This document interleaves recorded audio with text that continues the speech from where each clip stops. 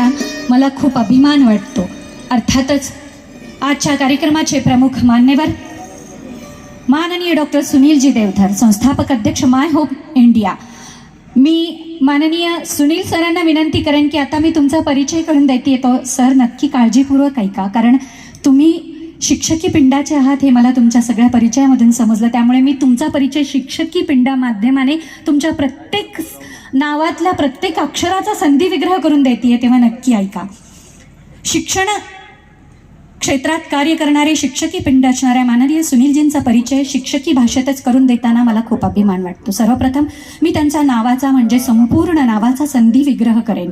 सुनील प्रथम नाव, सु म्हणजे सुजानपणे, सु म्हणजे सुजानपणे, नि म्हणजे नियोजनपूर्वक, सु म्हणजे सुजानपणे, नि म्हणजे नियोजनपूर्वक आणि ल म्हणजे लक्ष साध्य करणारे, ल म्हणजे लक्ष साध्य करणारे आणि आडनाव त्यांचं आहे देवधर।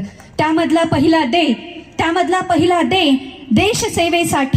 देशसेवेसाठी, दुसरा वचनबद्ध आणि तिसरा धर्मनिष्ठा धर्मरक्षणासाठी आणि शेवटचा र म्हणजे अहोरात्र राबणारे, असे सुनीलजी देवधर यांच्या नावातच त्यांच्या संपूर्ण कार्य सामावले आहे।